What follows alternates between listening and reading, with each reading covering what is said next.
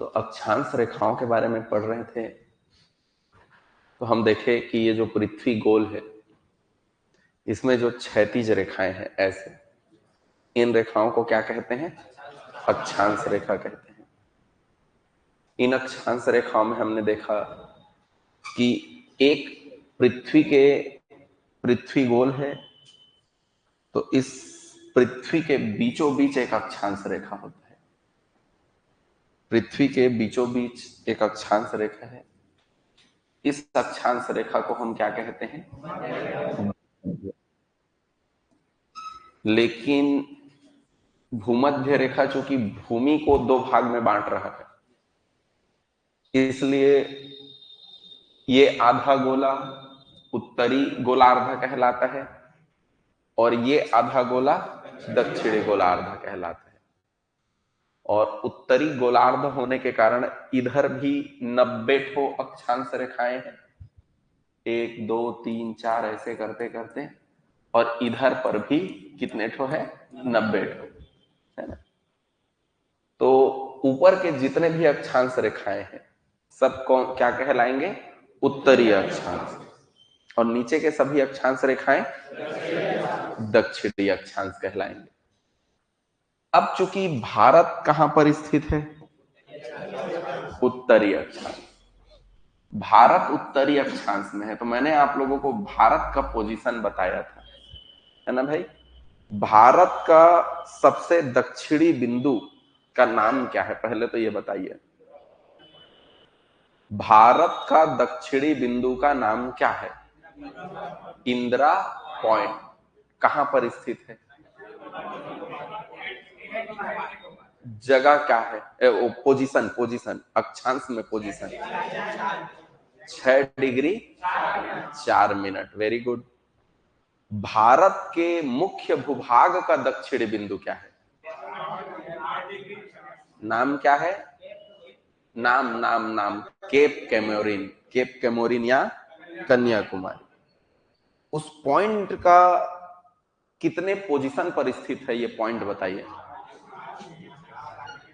8 degree 4 minute. तो भारत का उत्तरी बिंदु का नाम क्या है? क्या है? इंदिरा काल। और कहां पर स्थित है? 37 डिग्री और 6 मिनट। चलिए, ये दोनों सभी डेटा याद थे आपको। अब हम याद करते हैं, जब मैंने भारत के सीमा रेखा के बारे में बात किया, भारत के बाउंड्री लाइन को देखेंगे तो दो तरह के बाउंड्री लाइन है, एक थल सीमा और एक जल सीमा। थल सीमा की कुल लंबाई कितनी है? शाबाश, 15,200 किलोमीटर। जबकि जल सीमा की कुल लंबाई कितनी है? कितना? 75 15 एक्चुअल में 75 16.5। ठीक है, लेकिन याद करने में जो सरलता होगा 75 15। ठीक है। कितने राज्य समुद्र के तट पर स्थित हैं? 9 राज्य। क्या याद है आप लोगों को? चलो एक बार बता दो। पहला, दूसरा, तीसरा, चौथा कर्नाटक, पांचवा केरल, छठवां तमिलनाडु, सातवां आंध्र प्रदेश, आठवां और नौवां।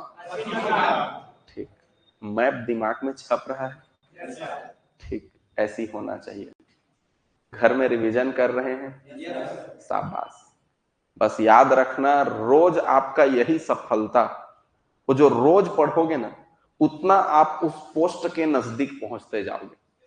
जितना आप आज मेहनत करोगे उतने पोस्ट के नजदीक आप पहुंचते जाओगे। तो बस आप कितना जल्दी पोस्ट के नजदीक पहुंचना है, उतना ही ज्यादा पढ़ाई करिए। ठीक, चलिए अब हम शुरू करते हैं फिलहाल आज का क्लास। आज का क्लास शुरू करते हैं तो मैं आप लोगों को शुरू कर रहा हूं भारत के भूगोल में। तो देशांतर रेखा, थोड़ा मोड़ा देशांतर रेखा मैं बता चुका हूं, जितने लोग लेट। अभी शुरू करते हैं हम देशांतर रेखा। देशांतर रेखा क्या है मैं बता चुका था। देशांतर रेखा। ये अगर हमारी पृथ्वी है तो देशांतर रेखा कैसे होता है? खड़ी, ठीक है, जिसको हम कहते हैं ऊर्ध्वाधर, है ना भाई। ये रेखाएं कहलाते हैं देशांतर रेखा।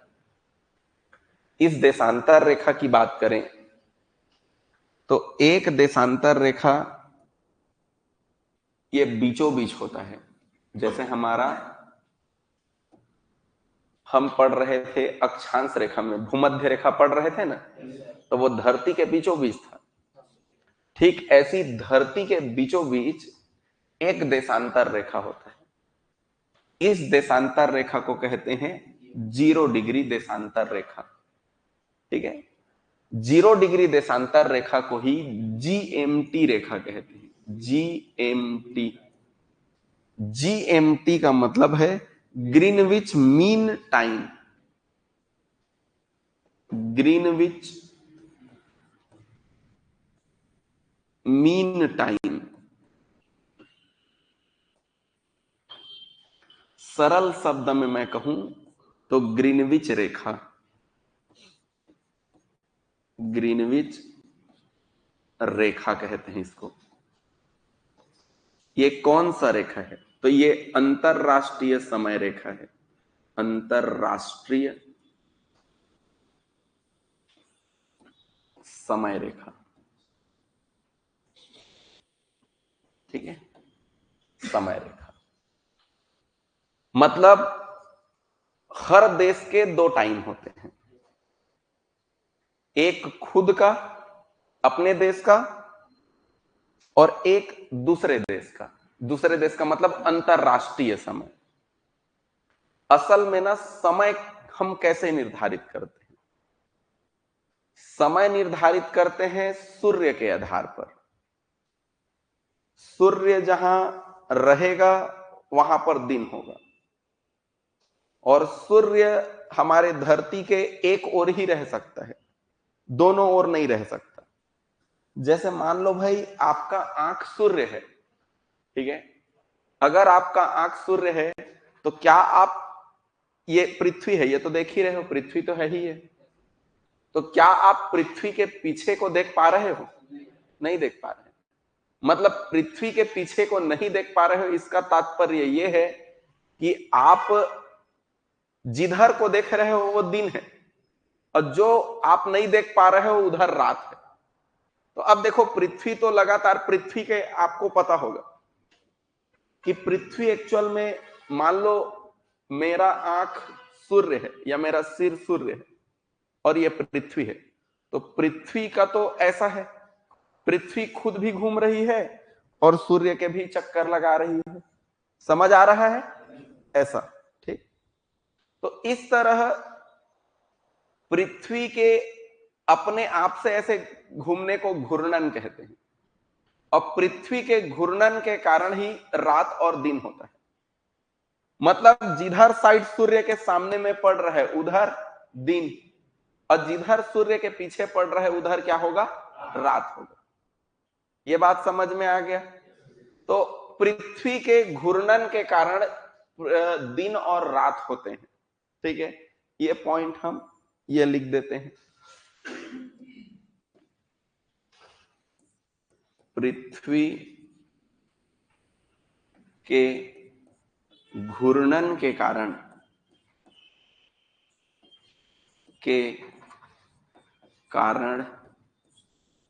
रात एवं दिन होते हैं।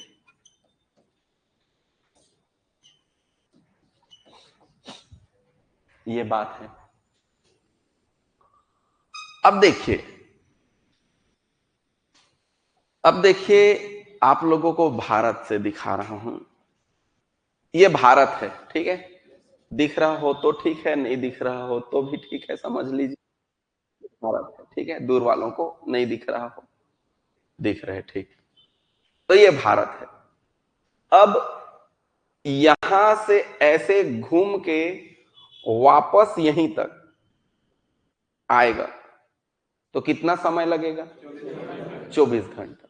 इसीलिए सेम टाइम आने में कितना घंटा लगता है?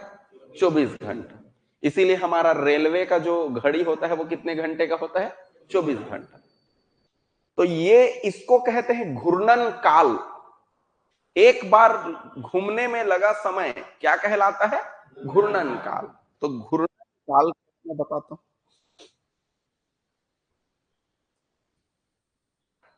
पृथ्वी के एक घूर्णन पूरा करने में लगा समय, करने में लगा समय घूर्णन काल है। घूर्णन काल कहलाता है।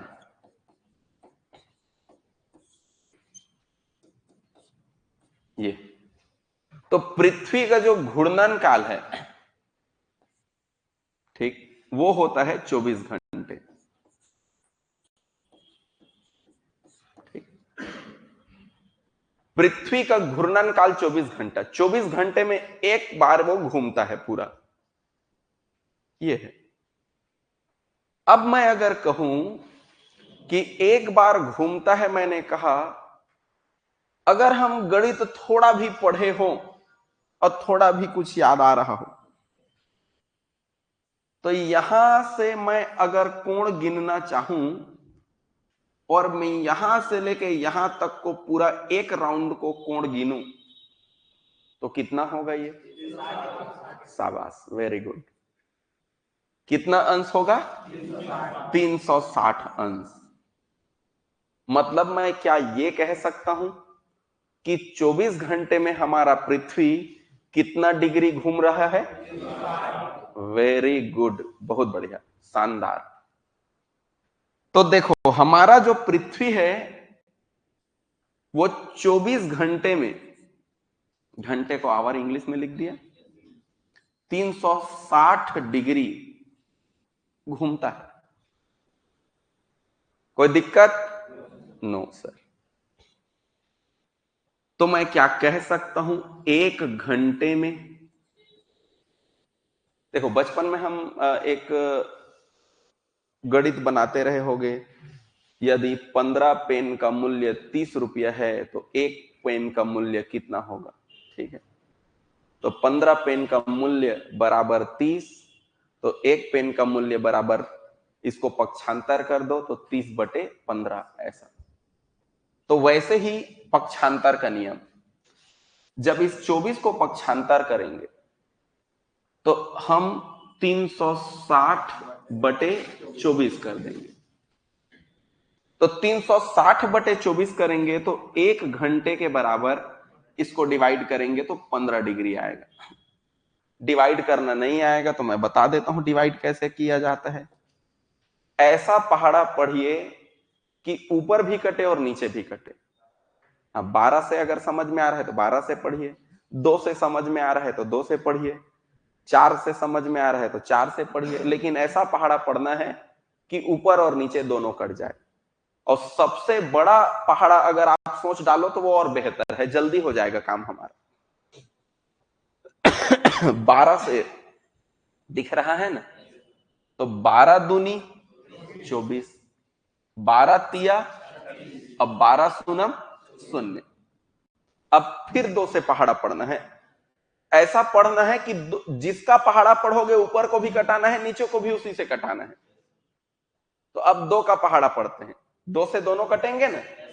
ऐसा मत करना ये 3 से कट रहे, 2 से कट रहे, 3 दहम और 2 एकम। खुर्सी तक खपला जाइए ऐसे।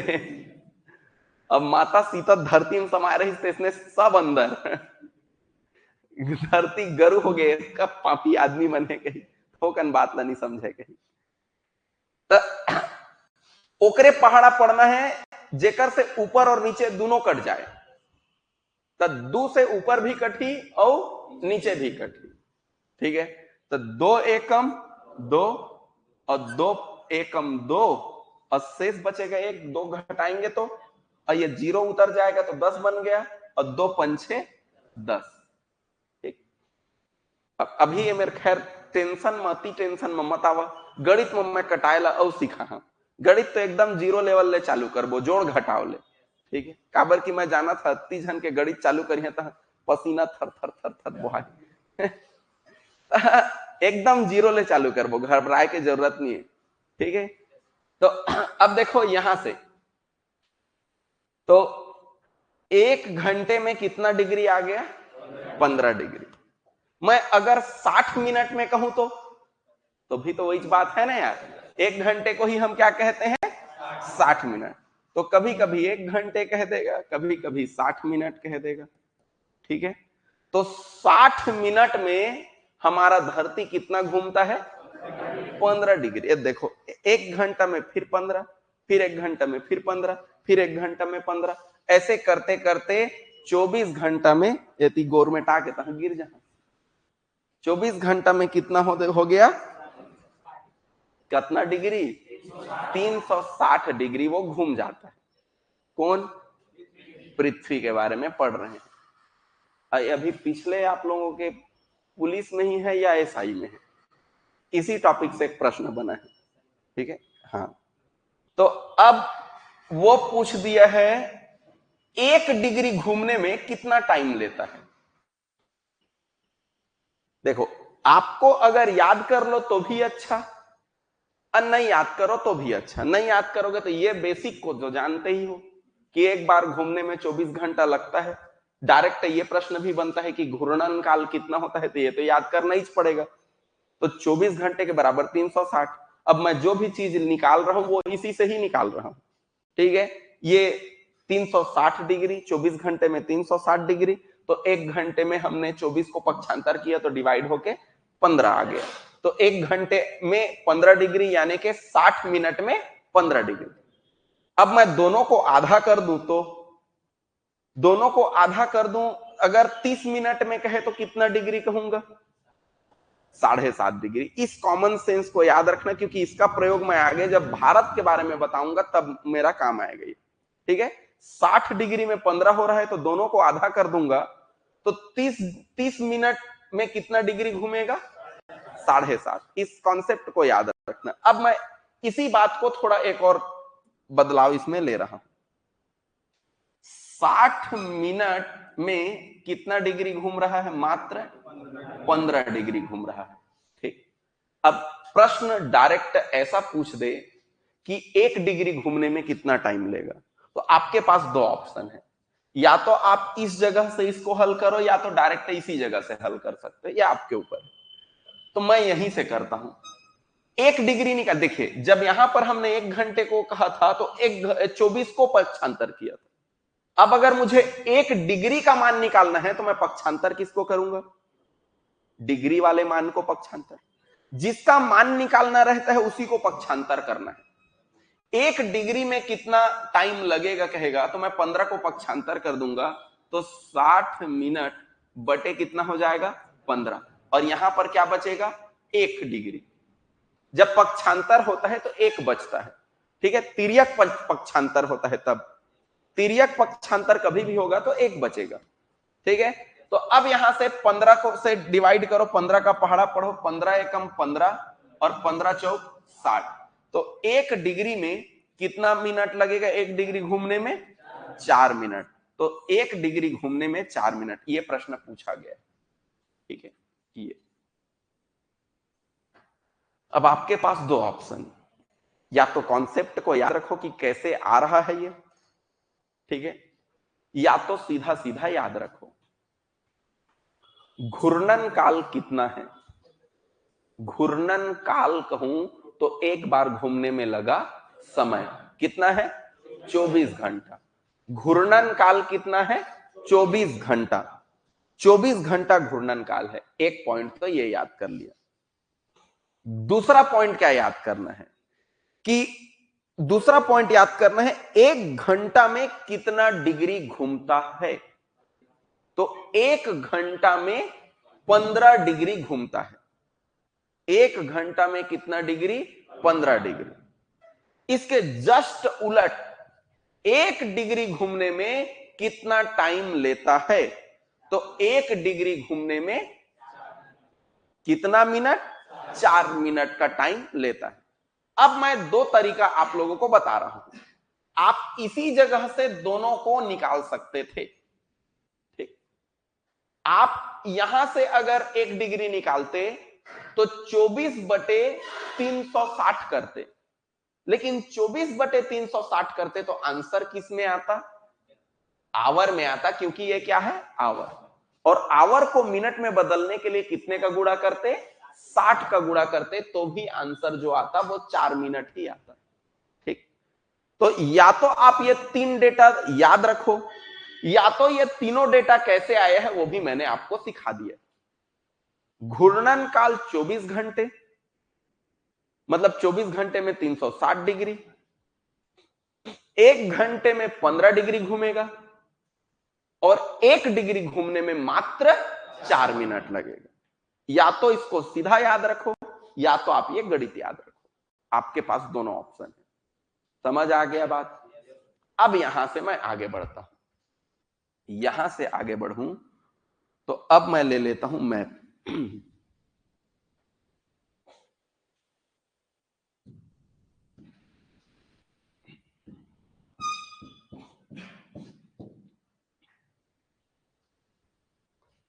देखिए,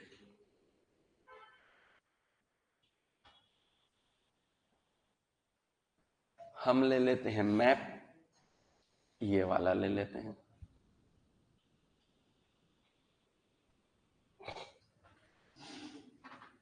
ये देखो, हमारा 0 डिग्री देशांतर रेखा इस जगह में, ठीक है, ऐसे ये 0 डिग्री देशांतर रेखा है, ठीक, जिसको हम GMT कहते हैं।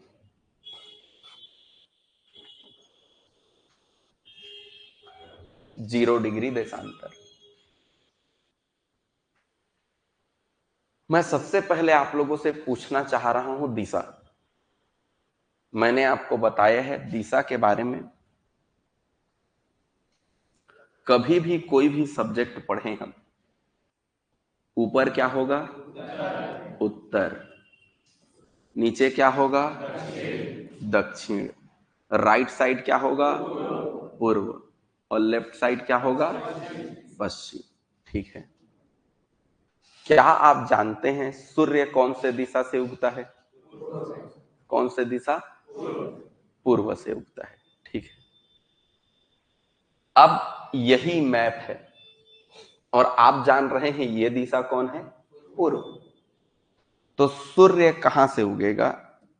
पूर्व से उगेगा, इधर से।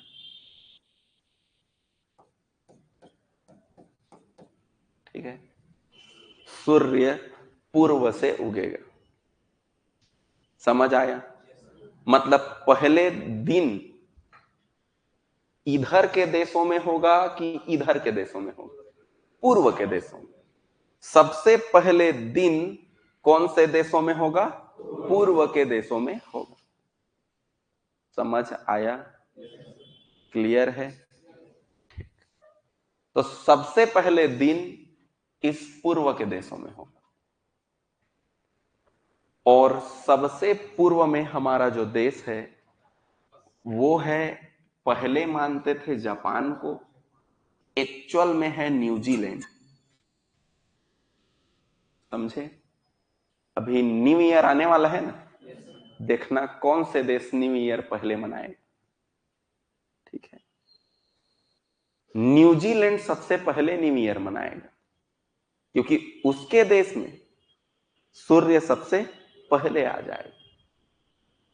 समझ रहे हैं? तो यह ध्यान रखना है, पहले हम जापान को मानते थे,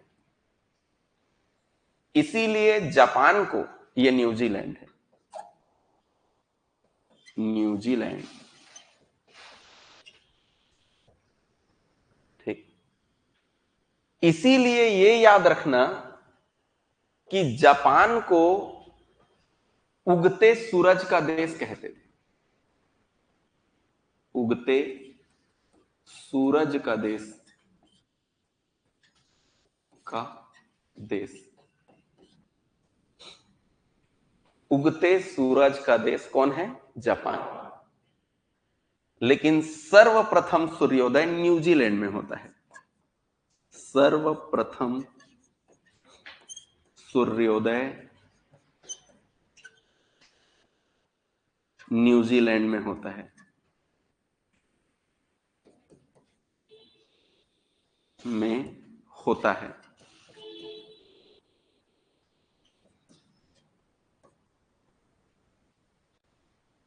ठीक है।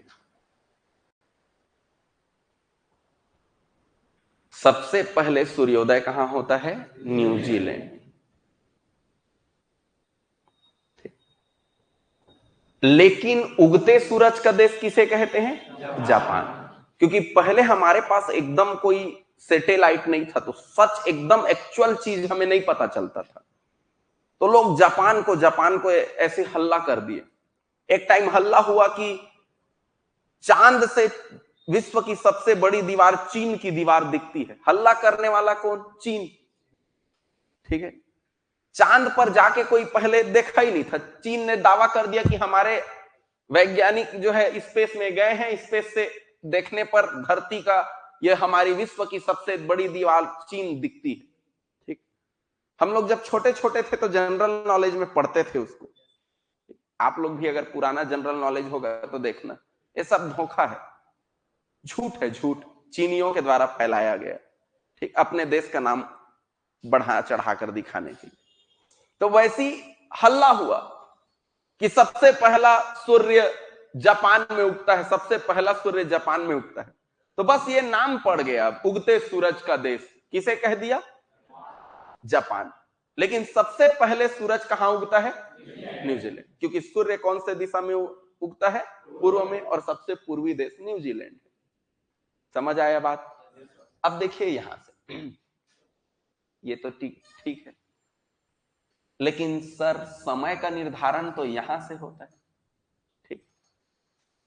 क्योंकि विश्व का समय अलग हो, देखिए हर देश का अपना अपना अलग समय होता है, और इसीलिए लोगों के बीच कंफ्यूजन हो जाएगा। जैसे मान लो दो देशों के प्रधानमंत्रियों का मीटिंग है। अब दो देशों के प्रधानमंत्रियों का मीटिंग है, हमारे देश वाले कह रहे हैं कि इतने बजे मीटिंग करेंगे, और अगला देश का प्रधानमंत्री कह रहा है इतना बजे मीटिंग करेंगे। दोनों अपने अपने समय के हिसाब से जाएंगे, तो दोनों अपने अपने समय के हिसाब से जाएंगे, तो कभी ये दोनों एक दूसरे को नहीं मिल पाएंगे, क्योंकि हर देश का समय अलग अलग होता है। और वो समय अलग अलग कैसे होता है? समय अलग अलग इस तरह होता है, मैं आप लोगों को उदाहरण के लिए मैं अपना इंडिया दिखा रहा हूं। हमारे इंडिया में देखो, ये देशा खड़ी रेखा को कौन सी रेखा कहते हैं? देशांतर रेखा। इधर के दिशा को पूर्व कहते हैं, इधर के दिशा को पश्चिम। इसलिए जितने भी इधर देशांतर रेखाएं आएंगे, चूंकि ये पूर्व में है, इसलिए ये सब क्या कहलाएंगे? पूर्वी देशांतर। ये सभी रेखाएं क्या कहलाएंगे? पूर्वी देशांतर। इधर के जितने भी देशांतर रेखाएं होंगे वो क्या कहलाएंगे? पश्चिमी देशांतर। देशांतर रेखा ऐसे पूरा लंबा रहेगा ना, मैं आधा आधा भले ही खींच दिया।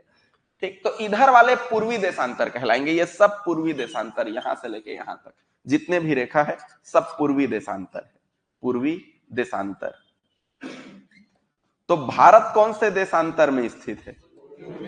पूर्वी देशांतर में स्थित है। अब भारत पूर्वी देशांतर में स्थित है, तो यहां पर का लाइन अलग होगा।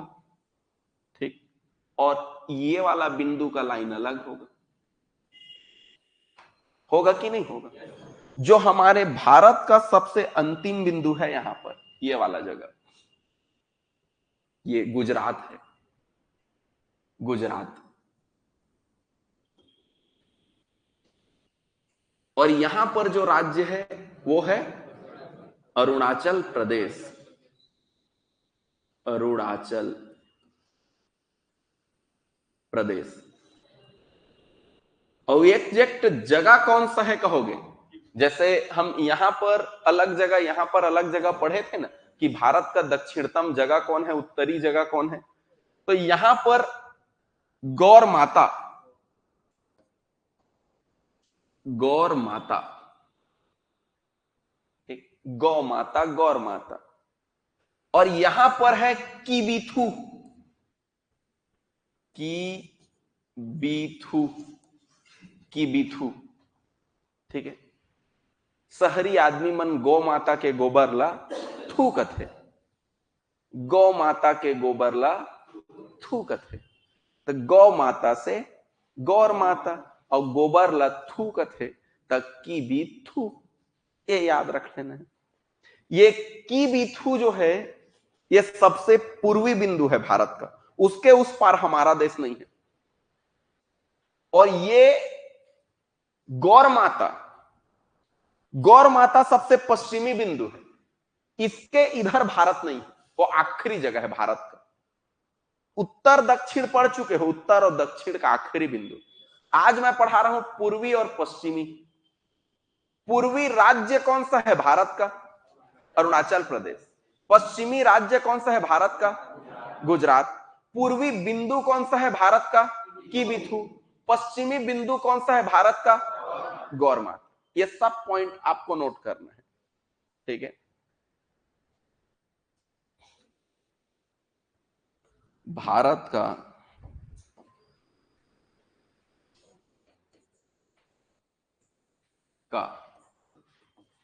पूर्वी राज्य अरुणाचल प्रदेश। ठीक है। और बिंदु है किबिथु।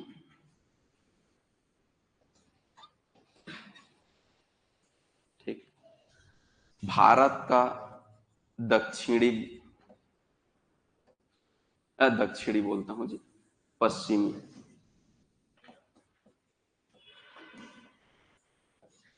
राज्य जो है वो है गुजरात। और जगह है, बोलो, गौर माता। ये अब जैसा यहां पर 0 डिग्री है, ये 1 डिग्री, 2 डिग्री, 3 डिग्री, 4 डिग्री, ऐसे करते करते 180 डिग्री उधर और 180 डिग्री इधर, इधर 180 और इधर 180। ठीक। अब यहां से 180 180 तो है। अब यहां से 180 180 में ये भारत का ये वाला जो जगह है ना, ये यहां पर गौर माता का जगह है। ठीक है। ये पड़ता है, ये वाला जो जगह है ये पड़ता है 68.7, मतलब 68 डिग्री और 7 मिनट। ठीक। 68 डिग्री 7 मिनट, ये वाला जगह। ठीक। 6 7 अब बीच में 8, 6 7 बीच में 8, ये मिनट है, 7 मिनट, 68 डिग्री 7 मिनट। ये कीबिथु का जो पॉइंट है ये पड़ता है 97। ये 6 को पलट दोगे तो 9 बनेगा, और 7 मिला के 97, 97 डिग्री। ठीक है। 97 डिग्री, लेकिन ये 25 मिनट। ठीक है। 97 डिग्री 25 मिनट। इसको याद करने के लिए 6 7 बीच में 8, 6 7 8 मतलब 68 डिग्री 7 मिनट। इसको याद रखने के लिए 6 को पलटे तो 9, 9 और 7 मिला के 97, लेकिन आपको याद रखना है 25 मिनट। 25 मिनट। अब मैं इन दोनों को घटाऊं ना, तो इन दोनों का अंतर आता है 30 डिग्री लगभग। 30 डिग्री का मतलब मुझे बता दो कै घंटा। शाबाश। मतलब ये समझ लो 30 डिग्री 2 घंटा है, तो सूर्य जब अरुणाचल प्रदेश में होगा तो भारत में यहां दिन हो जाएगा अरुणाचल प्रदेश में, लेकिन गुजरात में दिन होने के लिए लगेगा 2 घंटे। 2 घंटे के बाद गुजरात में दिन होगा। समझ में आया? के भाई इमरजेंसी सही में आ जाएगी। मोबाइल यहाँ आने के पहले साइलेंट रखा करो, और सबके इसने बाजी तो बता तो क्या डिस्टर्ब होगी। मोबाइल बंद रखो और ज्यादा अच्छा है। चलो हल्ला नहीं। अब देखो, जो बातें मैं समझा रहा हूं ये समझो ना, मतलब एक्चुअल में ऐसा होता है। वहां पर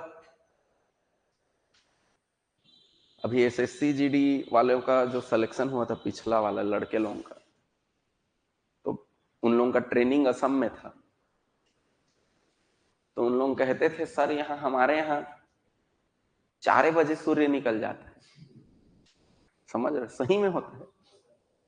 ठीक है, अब सोचो अगर वैसी अपने अपने राज्य के हिसाब से हम लोग समय बनाते तो हर राज्य का अपना अलग समय होता, और फिर तो हर राज्य के साथ हमें एकजुटता में कठिनाई होता हमें।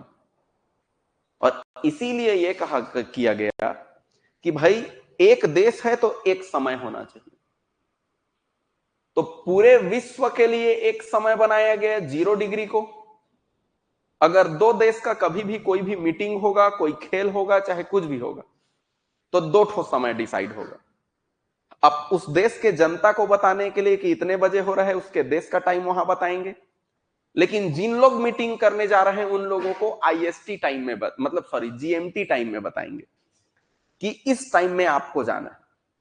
तो हमें कैसा पता चलेगा कि जीएमटी टाइम बता दिया तो हमें कितने टाइम पर जाना है? तो वो मैं बताऊंगा अभी। इसीलिए इस समस्या से निपटने के लिए पूरे देश के लिए हमारे देश ने एक टाइम चुना। इस टाइम को हम कहते हैं आईएसटी। क्या कहते हैं?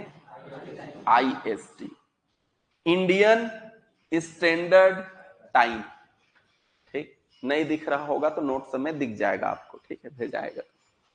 आईएसटी एक टाइम बनाया गया, इस टाइम को कहा गया आईएसटी, इंडियन स्टैंडर्ड टाइम।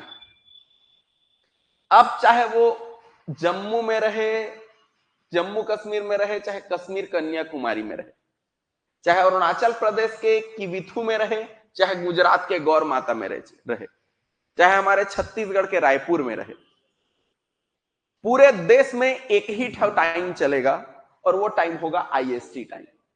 मतलब सूर्य इसी लाइन के हिसाब से, इस लाइन के सापेक्ष कहां है, उसी टाइम को हमारा देश मानेंगे। इस लाइन के सापेक्ष कहां है, इस लाइन के सापेक्ष हमारा देश, हमारा सूर्य कहां है, उसी आधार पर टाइम डिसाइड होगा। तो अब हम इस लाइन के और सूर्य के तुलना करते हुए हमारे देश में टाइम हम सेट करते हैं। हमारे देश में 12 बज रहा है, मतलब सूर्य एकदम इसी लाइन पर है, इसी लाइन पर स्थित सीधा 12 बजे। ठीक है, पहले के लोग घड़ी देखने नहीं जानते थे तो सूर्य के हिसाब से जान जाते थे। ठीक है, सूर्य माथा में है, बूढ़ा थे, उगा थे। पुराने कई लोग, अभी तो अब आजकल अब बबा लोग भी अब थोड़े अब मॉडर्न हो गए हैं, लेकिन हम लोगों के टाइम में जो उस टाइम के दादा लोग थे हमारे, उन लोग का जो अंदाजा होता था ना, वो एकदम सटीक रहता था। किसी को पूछते थे कै बजत हो ही बाबा, ऐसे सूर्य को देखते 12 बजत हो ही गा। थोड़ा मोड़ा फर्क खाता, एकदम सटीक टाइम रहता था उनका। घंटा तो एकदम सटीक में रहता था, मिनट में फर्क खा जाएगा। ठीक है, ऐसा उन लोगों का रहता था। तो उसी तरह ये है। तो पूरा हमारा देश जो है वो एक टाइम को मानेगा और वो टाइम है आईएसटी। तो याद रखना ये आईएसटी कहां पर को आईएसटी बनाया गया, तो इन दोनों के बीच को, इन दोनों का जो बीच आया वो आया 82.5। ये प्रश्न एग्जाम में पूछा जा चुका है और इस बार मेरे ख्याल से आप लोगों को भी पूछ सकता है। 82.5 डिग्री पूर्वी देशांतर, पूर्वी देशांतर, 82.5 डिग्री पूर्वी देशांतर को आईएसटी लाइन कहते हैं। 82.5 डिग्री पूर्वी देशांतर को आईएसटी लाइन कहा जाता है। मोस्ट इंपॉर्टेंट है, बार बार पूछा गया है। 82.5 डिग्री किधर की ओर? पूर्वी देशांतर को क्या कहते हैं हम? IST line. आईएसटी लाइन का मतलब इंडियन स्टैंडर्ड टाइम, मतलब हिंदी में कहें तो भारतीय मानक समय रेखा। भारतीय मानक समय रेखा भारतीय मानक समय रेखा।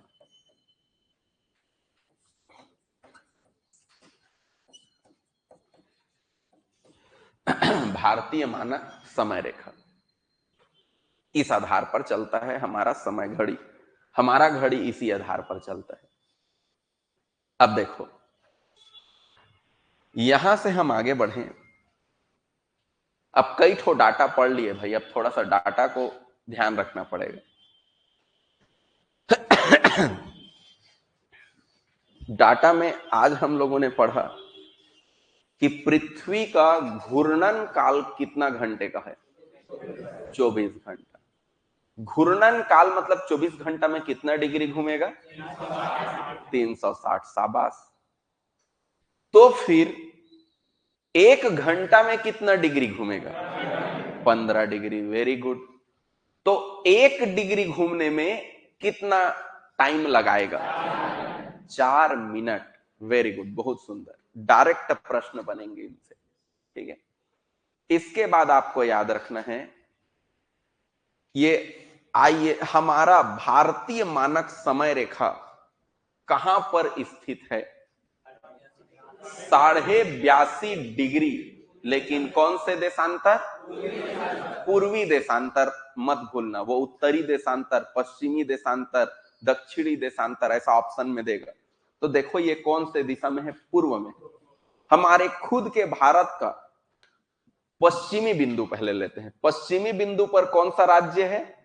गुजरात। इस स्थान का नाम क्या है? पूर्वी राज्य कौन सा है? और इस स्थान का नाम? किबिथु। इधर पूर्वी बिंदु का नाम क्या है? पॉइंट कितना है? 68 डिग्री और 7 मिनट। जबकि उधर कितना है? 97 डिग्री और 25 मिनट। मैं ये 3-4 पॉइंट है जिसको मैं रोज क्लास शुरू करने के पहले आपको रिपीट करवाऊंगा, क्योंकि यही कुछ डेटा है जिसको आपको याद करना है। बाकी उधर ज्यादा डाटा नहीं है जिसको याद करना है, और जिसको भूलोगे वो यही पॉइंट है सब। इतना डिग्री उतना मिनट। तो मैं क्लास शुरू करने के पहले 2-3 दिन तक रोज इस बात को दोहराऊंगा, आपके दिमाग में कंठस्थ करवा दूंगा इस पॉइंट को। अब देखो अगला बात, अब भारत जीएमटी से भारत 82.5 डिग्री आगे है। इसका मतलब है सूर्य हमारे इस जगह में पहुंचने के पहले 82 डिग्री पहले पहुंच जाता है। मतलब सूर्य हमारे पास पहले पहुंचता है, फिर ये अंतरराष्ट्रीय समय में पहुंचता है। मतलब हमारा भारत है वहां पर कितने घंटे पहले पहुंचेगा। तो अब देखो, आप लोगों ने ये बात पढ़ा है थोड़ी देर पहले कि 15 डिग्री में कितना घंटा होता है? तो 15 एकम 15, और 30 डिग्री में 2 घंटे। मतलब मैं 15 का पहाड़ा पढ़ूं तो वो घंटे को दर्शाएगा। 15 एकम 15 1 घंटा, 15 दूनी 30 में 2 घंटा, 15 तिया 45, 15 चौक 60, 15 पंछे 75, 15 छक्का 90। ज्यादा हो गए, नहाक गए होती। हमन ला कतका चाहिए रही से? 82। मतलब 15 पंछे 75, 75 में कतका जोड़ब तो 82.5 आई? 7.5। ठीक है, 75 में कतका जोड़बो तो 82 आई? 7.5। मतलब 15 पंछे 75, 75 डिग्री में 5 घंटा। तो तो 7.5 डिग्री का क्या घंटा? आधा घंटा। तो 5 घंटा और आधा घंटा और कद का हो गए 5.5 घंटा। मतलब ये ध्यान रखना है आपको कि हमारा जो समय है वो अंतरराष्ट्रीय समय से 5.5 घंटा आगे। कितना घंटा आगे है? मोस्ट इंपॉर्टेंट, अभी पिछले कई एग्जाम में इस प्रश्न को पूछा, ठीक है? तो याद रखना, इस पॉइंट को लिखना है। अंतरराष्ट्रीय मानक समय रेखा से भारतीय मानक समय रेखा, अंतरराष्ट्रीय मानक समय रेखा से अंतरराष्ट्रीय मानक समय रेखा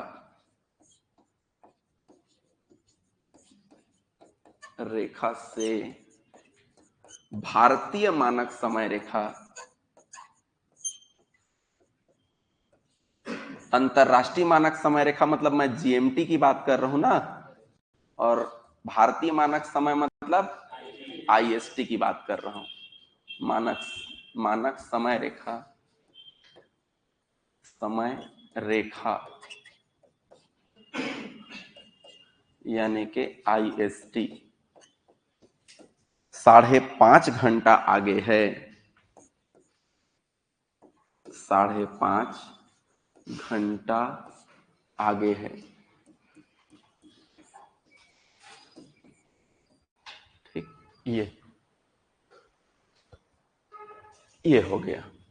ठीक, इतना पॉइंट है जो बार बार एग्जाम में पूछता है। ठीक है, 5.5 घंटा आगे है मतलब हमारे यहां अभी जो भी समय हो रहा है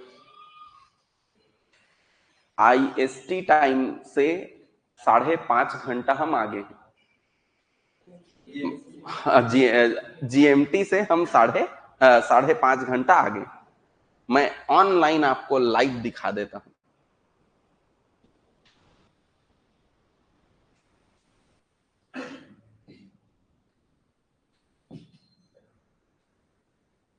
देखो, अभी ब्रिटेन में हो रहा है 8:20।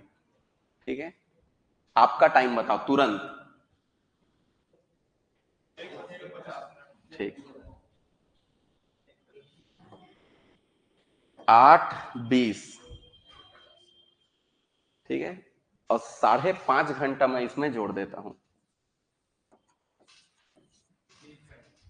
ठीक है, 5.5 घंटा हमारा आगे है, मैं बोला ना। ठीक है, तो यहां पर 0, ये 5, 8 5 13 बजे यानी के 1:50। ठीक है, लाइव डेमो। ठीक है, लाइव आप लोगों को दिखाया हूं जीएमटी टाइम। तो ये होता है। तो यहां पर 5.5 घंटे हम आगे हैं। 5.5 घंटे के बाद उन लोगों के देश में 1:50 होगा। ठीक है, समझ रहे? हम लोग आगे हैं, वो पीछे है। चलिए, अब हम आगे बढ़ते हैं। अब बात ऐसा है कि जब इस चीज को पढ़ें तो ये जो आईएसटी रेखा है ये हमारे भारत के कितने राज्यों से होकर गुजरता है और कहां से ये कौन से मुख्य शहर से गुजरता है? तो इलाहाबाद का नैनी है। इसी इलाहाबाद के नैनी से होकर गुजरता है। इलाहाबाद को अभी हम प्रयागराज कहते हैं अभी। अब उसी प्रयागराज के नैनी से होकर गुजरता है। और मैं कौन से रेखा की बात कर रहा हूं? आईएसटी। ये कितने राज्य से होकर गुजरता है अगर पूछेगा तो बीच के एस को ही निकाल लेना। ये अंकों में कितना दिख रहा है? 5 5 अंक में 5। तो याद रखना, आईएसटी रेखा 5 राज्य से होकर गुजरता है। अब वो कौन से 5 राज्य है? तो ये है यूपी,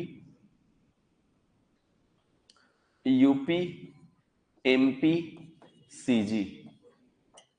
यूपी, एमपी, सीजी, और यहां पर ओडिशा और आंध्र प्रदेश, ओडिशा और आंध्र प्रदेश।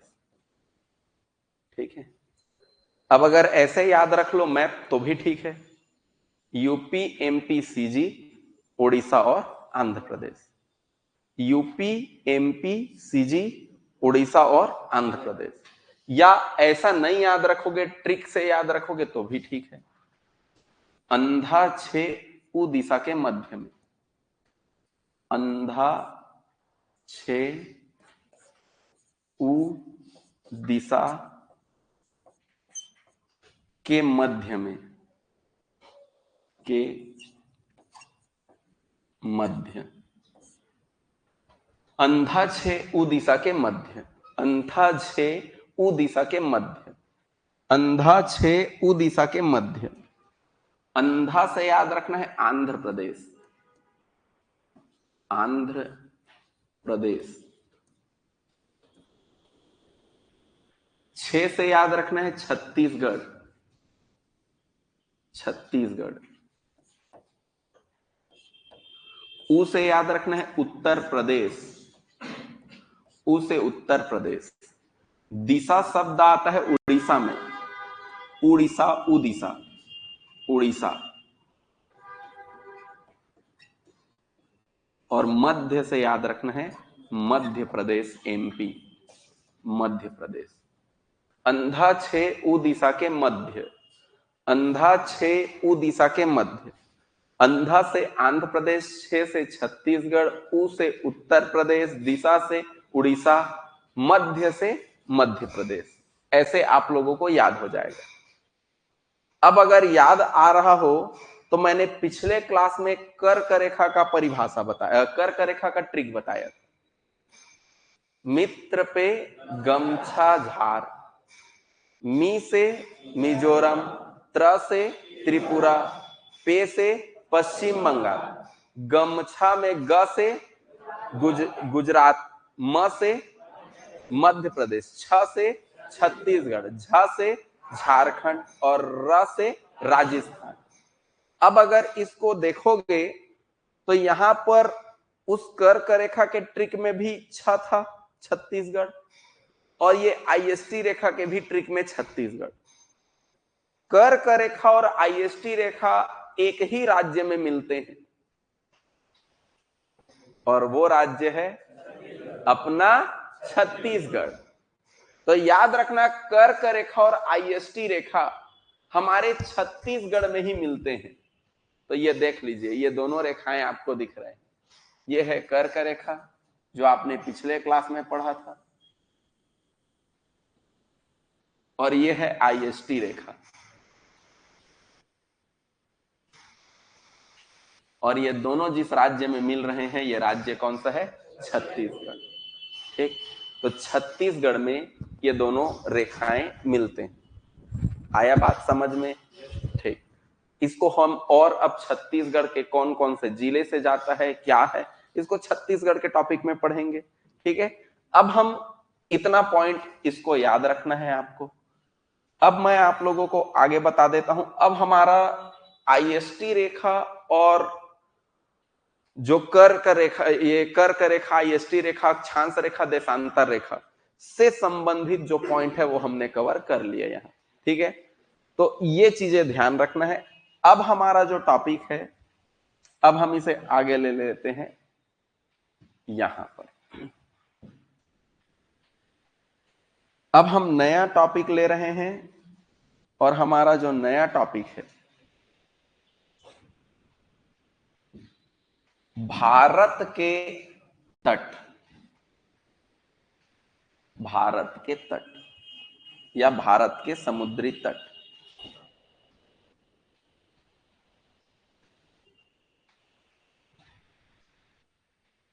भारत के समुद्री तट, तट। अब देखो, भारत के समुद्री तट, भारत के समुद्री तट में क्या क्या पॉइंट है? ये देख लेते हैं। भारत के समुद्री तट में, देखिए समुद्री तट से संबंधित मैं पहले कुछ बातें आप लोगों को बता दूं। ठीक, विश्व का नक्शा हम यहां पर देखे ही हैं, ये ठीक। इस नक्शे को गौर से हम देखें तो यहां पर आपको दिख रहा है कि ये जो जितना नीला नीला भाग दिख रहा है ये सब समुद्र है ना भाई? ये जितना नीला भी भाग दिख रहा है वो समुद्र है। तो भारत में हमारा इस जगह से इतना भाग समुद्र के किनारे पर है, और किनारे में समुद्र है मतलब तट तो रहेगा ही। जैसे नदी है तो नदी का किनारा भी तो रहेगा, उसी तरह समुद्र है तो समुद्र का भी तट होगा। ठीक, अब हम इसी तट के बारे में समझते हैं। देखिए, अब इस तट के बारे में समझें तो यहां देखिए, यहां से यहां तक समुद्र है ये, और इसलिए यहां से यहां तक तट होंगे। अब एक बात और मैं बता रहा हूं, यहां से यहां तक भारत का मुख्य जमीन है, इधर ये थल है, ये भाग है ना भाई। अब एक बात और मैं बता देता हूं, अगर कोई जमीन तीन ओर से पानी से घिरा हो तो वो कहलाएगा प्रायद्वीप। क्या कहलाएगा? प्राय। अब देखो लोग कंफ्यूज कैसे होते हैं। कल आप लोगों को जब मैं बताया था तब आप लोगों को बताया था ऐसा पानी जो तीन ओर से जमीन से घिरा, पानी है उसे तीन ओर से जमीन से घेरो, तब वो पानी क्या कहलाएगा? खाड़ी। पीछे क्लास में मैं पढ़ाया। लेकिन जमीन है उसको तीन ओर से पानी से घिरो, मतलब वो खाड़ी का जस्ट उल्टा।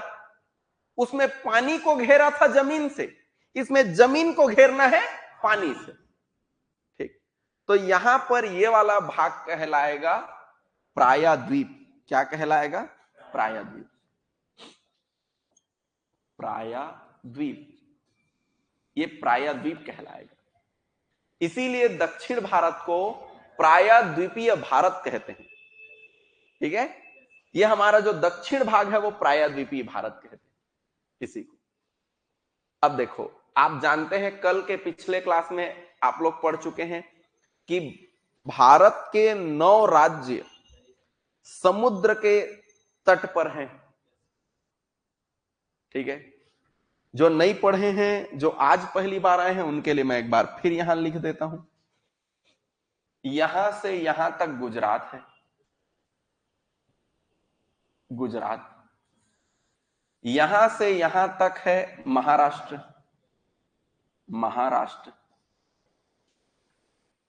छोटा सा ऐसे है गोवा। यहां से यहां तक, यहां से यहां तक है कर्नाटक। यहां से यहां तक है केरल। गुजरात, महाराष्ट्र, फिर छोटा सा गोवा, फिर कर्नाटक, फिर उसके नीचे केरल। ठीक है, गुजरात, महाराष्ट्र, गोवा और कर्नाटक और फिर केरल। इसके बाद आपको याद रखना है तमिलनाडु। यहां तक तमिलनाडु रहेगा, तमिलनाडु, तमिलनाडु। ठीक, यहां से यहां तक रहेगा आंध्र प्रदेश, आंध्र प्रदेश। यहां से यहां तक रहेगा उड़ीसा, उड़ीसा। और यहां से यहां तक पश्चिम बंगाल। ये तमिलनाडु, आंध्र प्रदेश, ओडिशा और पश्चिम बंगाल। तमिलनाडु, आंध्र प्रदेश, ओडिशा और पश्चिम बंगाल। तो ये देखेंगे कि पहला पहला हमारा राज्य कौन सा है, तो पहला राज्य है गुजरात। अब पहला राज्य जो गुजरात है, इस गुजरात को हम देखें तो गुजरात के बाद आएगा महाराष्ट्र, और महाराष्ट्र और कर्नाटक बड़ा बड़ा राज्य है, उसी के बीच में एक छोटा सा है गोवा। उसके बाद केरल, तमिलनाडु, आंध्र प्रदेश, उड़ीसा और पश्चिम बंगाल। अब इसी के बीच में, जैसे आप लोगों के गांव में तालाब है, सबके गांव में तालाब होगा, तो तालाब के अलग अलग तट जो नहाने के लिए घाट बना होता है, घटौंधा, तो उस अलग अलग घाट को आप लोग अलग अलग नाम से जानते हैं ना भाई। जैसे हमारा ये शिवरी नारायण है, शिवरी नारायण में भी अलग अलग घाट को अलग अलग नाम से जानते हैं। इधर बाबा घाट वहां पर, ठीक है, उधर आप जाओगे मेला ग्राउंड वाला तो वो चौपाटी कहलाता है, ठीक है। इधर ये शमशान वाला इधर जो क्षेत्र है इधर अलग कहलाता है, ठीक है। तो वैसे ही ये समुद्र के जो तट हैं, ये समुद्र के तट को भी अलग अलग नाम से जाना जाता है। तो जो गुजरात है, गुजरात में दो ठो तट रहेगा, ठीक। एक यहां से यहां तक जो है ये है ओखा तट। कौन सा तट? ओखा तट। क्या नाम याद रखना है आपको? ओखा तट। बोलो तो क्या नाम है? ओखा तट। यहां से यहां ये कहलाएगा काठियावाड़ तट। अच्छा, काठियावाड़ तट के पहले एक बात और जान लो, ये काठियावाड़ प्रायद्वीप है। यहां से यहां, यहां से यहां, इसको काठियावाड़ प्रायद्वीप कहते हैं। अब आप समझ गए होंगे कि प्रायद्वीप क्यों कहते हैं इसको, क्यों कहते हैं? क्योंकि यहां पर आप देखोगे इसको, ये कच्छ की खाड़ी का है, ऐसा पानी का जगह जहां पर तीन ओर से जमीन से घिरा हो। तो देखो ये वाला जो पानी का जगह है, ये तीन ओर से जल से घिरा है, जमीन से घिरा है, सॉरी। दिख रहा है ये? थोड़ा और जूम कर दूं, ये देखो, दिख रहा है ना, ये पानी वाला भाग। तो इसको खाड़ी कह सकते हैं कि नहीं कह सकते? कह सकते हैं। इसको कच्छ की खाड़ी कहते हैं। ये सब पॉइंट को आगे बार बार पढ़ेंगे ना हम लोग, अभी टेंशन में मत आ जाना, कई चीज नया नया नाम आपके दिमाग में आ रहा है। ये सब चीज जब नदी पढ़ेंगे तो वहां पर भी ये सब पढ़ेंगे, तो हड़बड़ाना नहीं है, लेकिन कोशिश करना है कि अभी एक बार में याद हो जाए, ठीक है। तो ये वाला जो जगह है वो कच्छ की खाड़ी, कच्छ की खाड़ी। अब कच्छ की खाड़ी जगह का नाम इसलिए पड़ा क्योंकि ये वाला जगह कच्छ कहलाता है। ये मैं आप लोगों को बता चुका था जब मैं आप लोगों को यहां पर सीमा रेखा पढ़ा रहा था, सर क्रीक रेखा, याद आ रहा है? तो मैं कच्छ शब्द का प्रयोग किया था वहां। ये वही कच्छ का रण है, ये जगह कच्छ का रण है, कच्छ का रण ये जगह का नाम है। इसको और मैं पढ़ाऊंगा आगे कई बार, ठीक है। ये कच्छ का रण, ये कच्छ का रण है और ये कच्छ का खाड़ी है।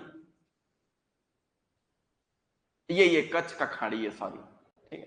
खाड़ी क्योंकि पानी वाले क्षेत्र को कहते हैं, जैसे बंगाल की खाड़ी पानी है, अरब की खाड़ी पानी है, तो ये भी कच्छ की खाड़ी इसी जगह के नाम से।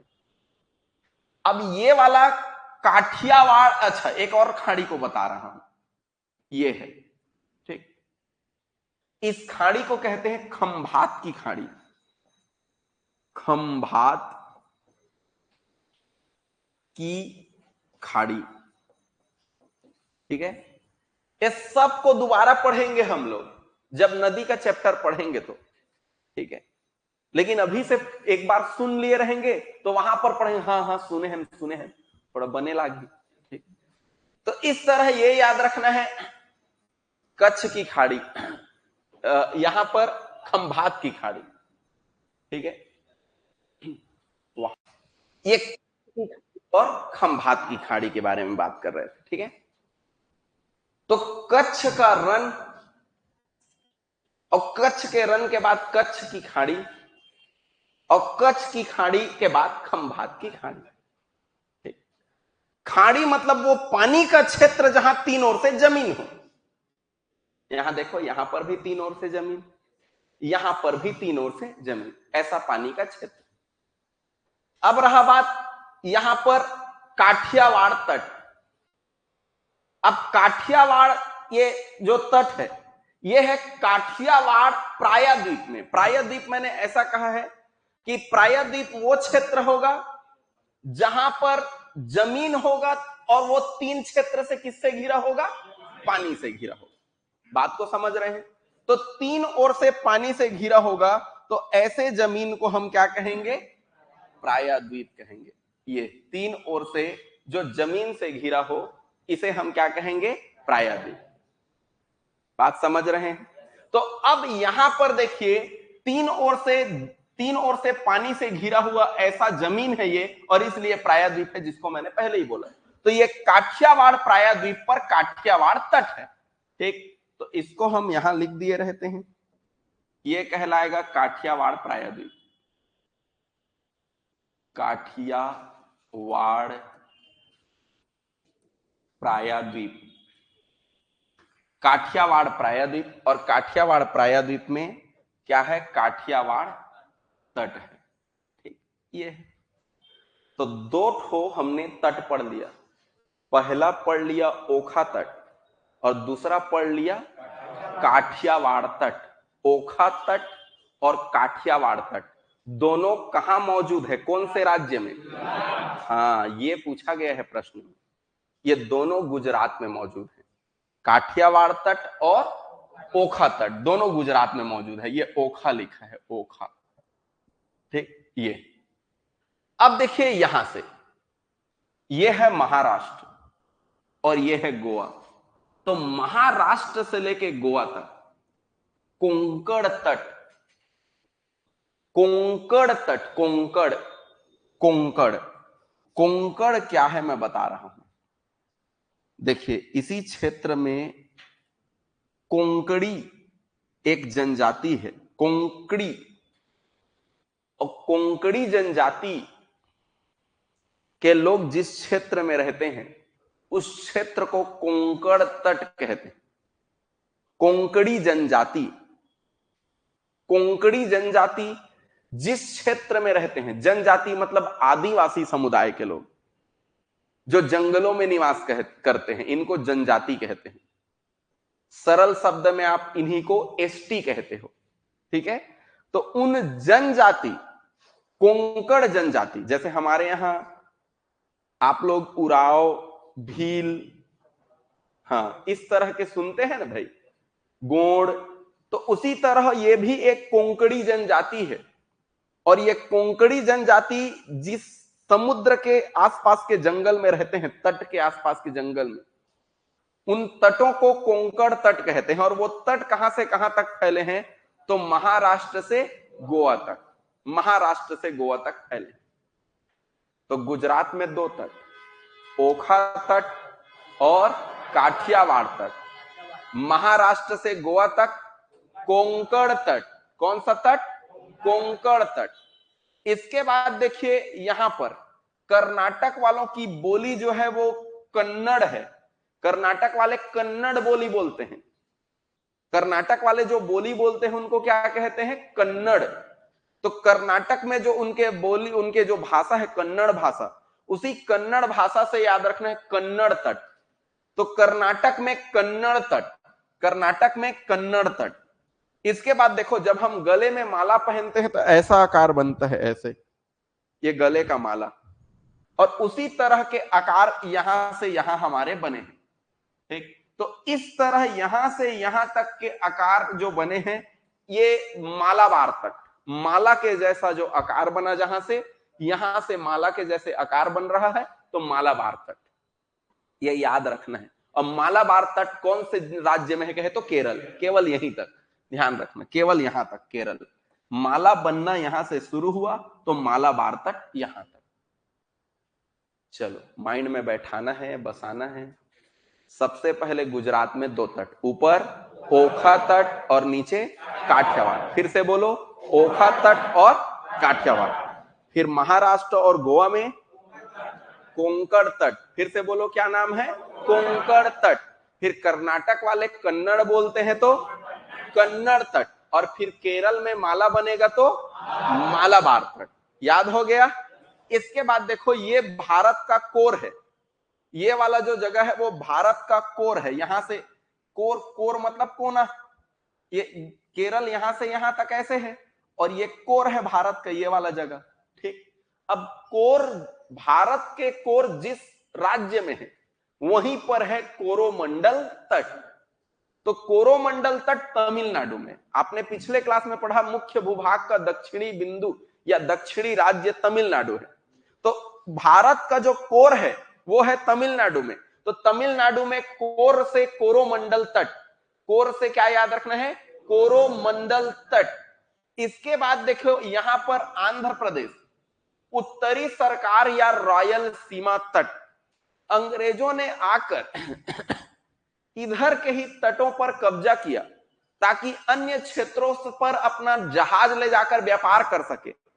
तो इसीलिए इन्हें रॉयल सीमा, राजाओं का तट कहा जाता था। जो राजा महाराजा लोग होते थे इन्हीं तटों पर कब्जा करते थे और इसी तट से व्यापार करते थे इधर के अन्य देशों से। तो राजा लोगों का कब्जा जिस तटों पर होता था वो यही तट है, इसलिए इसे रॉयल सीमा या उत्तरी सरकार कहते हैं। राजा, रॉयल मतलब ये राजशाही होता है, रॉयल मतलब। और इस तरह आपको याद रखना, आंध्र प्रदेश का जो तट है वो राजाओं का तट है, रॉयल लोगों का तट है। तो राजशाही, रॉयल सीमा याद रखना है। और यहां पर उत्कल, उत्कल का मतलब ही उड़ीसा होता है। जैसे आप राष्ट्रगान गाते हो तो द्राविड़ उत्कल बंग कहते हो ना। द्राविड़ मतलब दक्षिण भारत, उत्कल मतलब उड़ीसा, और बंग मतलब बंगाल। ठीक है, तो द्राविड़ उत्कल बंग। तो द्राविड़ मतलब दक्षिण भारत, उत्कल उड़ीसा को कहते थे, और बंग किसको कहते थे? बंगाल। तो उड़ीसा का ही नाम उत्कल है, तो इसलिए उड़ीसा के तट का क्या नाम रखा गया है? उत्कल तट रखा गया है। और याद रखना, यहां पर आखिरी जो बंगाल का तट है, इस बंगाल के तट को दीघा सीमा कहा जाता है, दीघा। ठीक है, दीघा, दीघा सीमा या वेंगी तट के नाम से जाना जाता है। ये इधर पर वन है और वन से ही याद रखना है, वन न पढ़ के वेंगी याद रखना है, वन के बदले वेंगी। दीघा सीमा या वेंगी तट, दीघा सीमा या वेंगी तट के नाम से इसे हम जानते हैं। दीघा सीमा या वेंगी तट, नाम याद होगा? चलो एक बार रिपीट मारते हैं, ठीक है।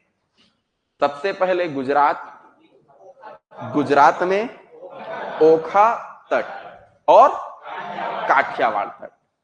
फिर महाराष्ट्र और गोवा, कोंकणी जनजाति के लोग रहते हैं तो कोंकण तट। इसके बाद आपके कर्नाटक वाले के भाषा से याद रखना है, कौन सा तट? कन्नड़ तट। इसके बाद नीचे केरल से माला बनेगा तो क्या याद रखना है? मालाबार। तमिलनाडु कोर है, कोर से कोरोमंडल। फिर से बोलो, कोर से कोरोमंडल। उसके ऊपर आंध्र प्रदेश पर सब राजा लोगों का कब्जा रहता था, राजा को हम कहेंगे रॉयल। ठीक है, तो रॉयल से याद रखना है रॉयल सीमा, रॉयल सीमा या राजशाही कह सकते हैं, उत्तरी सरकार के नाम से जिसे जाना जाता था। इसके बाद उड़ीसा का प्राचीन नाम क्या था? उत्कल, तो उत्कल तट। और बंगाल के लिए याद रखना है, इस क्षेत्र में वन है तो वेंगी, वन से वेंगी, और साथ में एक नाम और है दीघा तट। तो इतना नाम आपको याद रखना है। ये कौन से तट कौन से राज्य में है, ऐसा एग्जाम में पूछा जाता है। ठीक है।